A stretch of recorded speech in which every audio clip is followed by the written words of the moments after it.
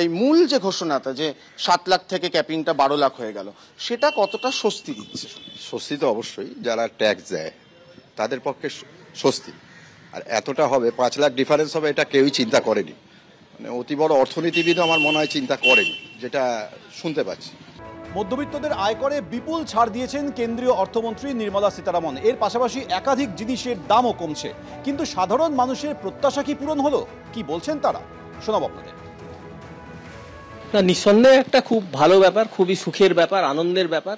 বহু বছর বাদে একটা বাজেট হয়েছে যেখানে মধ্যবিত্ত একটা ছাড় পেয়েছে।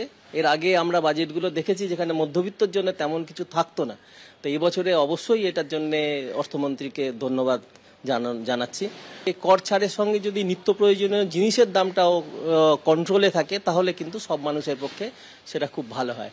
এছাড়া এখন আমাদের দেশে পেনশনারের সংখ্যা অনেক, তাদের একটা দাবি ছিল আর কি, যদি পেনশনের ওপর কিছু ছাড় দেওয়া যায় সেটা থাকলে আরও ভালো হতো।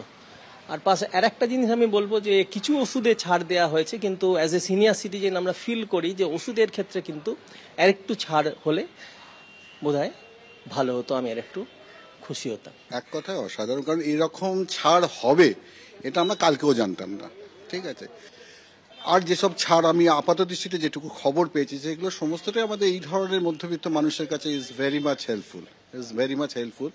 এবং আমি definitely thanks to the finance minister এবং আমাদের সেন্ট্রাল গভর্নমেন্টকে যে তারা এই ধরনের সুযোগ সুবিধা আমাদের মধ্যে দিয়েছেন।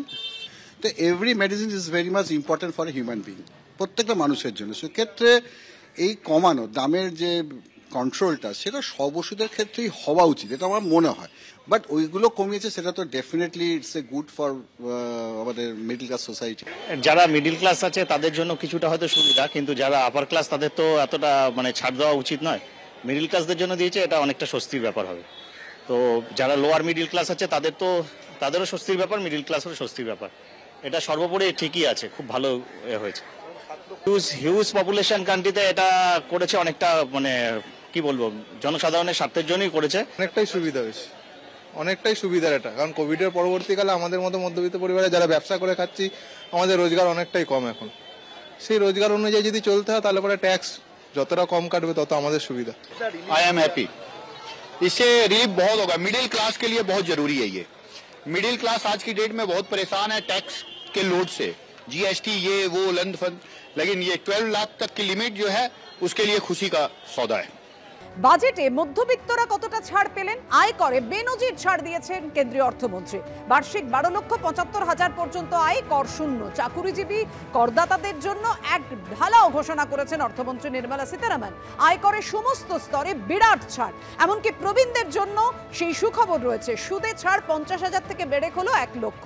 আর বাড়ি ভাড়ায় টিডিএস কাটার সীমা 2,40,000 থেকে বেড়ে 6 লক্ষ। স্বাস্থ্যক্ষেত্রেও কতটা স্বস্তি মিলেছে? ক্যান্সার সহ 36টি জীবনদায়ী ওষুধে পুরোপুরি শুল্ক প্রত্যাহার করা হলো। জেলায় জেলায় সরকারি হাসপাতালে ক্যান্সার সেন্টার গড়ে তোলা হবে কেন্দ্রীয় সরকারের তরফে। যন্ত্রাংশের শুল্কে ছাড়, দাম কমেছে এলসিডি, এলইডি টিভি, মোবাইল ফোনে। 12 লক্ষ থেকে 25 লক্ষ পর্যন্ত করদাতাদের কতটা সুরাহা মিলল রেখেছি আপনাদের সামনে এক নজরে। কি কর কতটা ছিল, কর কতটা হলো এবং পকেটে কত টাকা থাকছে।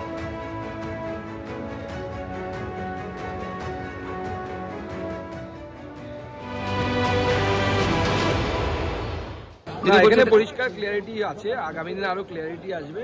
12 লাখ টাকা পর্যন্ত যাদের রোজগার তাদের জিরো ট্যাক্স।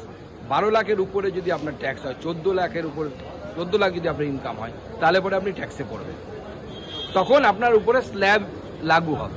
কিন্তু 12 লাখের মধ্যে যদি আপনার ইনকাম হয়, অর্থাৎ যারা মধ্যবিত্ত নিম্ন মধ্যবিত্ত, তাদেরকে কোনো ট্যাক্স দিতে হবে না। কিন্তু 14 লাখ বা 16 লাখ যদি আপনার ইনকাম হয় তখন আপনি পুরো স্ল্যাবের মধ্যে পড়বেন। সেক্ষেত্রে অনেক আপনারা জানেন অনেক কমানো হয়েছে। 0 থেকে 4 লাখ আপনার কোনো ট্যাক্স দিতে হবে না, 4 থেকে 8 লাখ 5% দিতে হবে এবং সো অন। আমি সবটা বলছি না, 8 থেকে 12, 10 এবং ছোট ছোট ছোট ছোট টুকরো করা হয়েছে।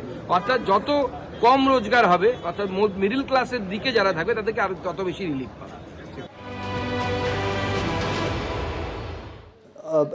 Income of 12 lakhs will not pay taxes.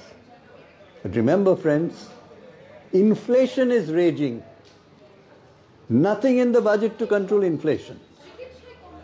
So when you gain that little bit only 8 crore people pay taxes. Even if some proportion of those people gain a little bit, it'll get eaten up automatically by inflation.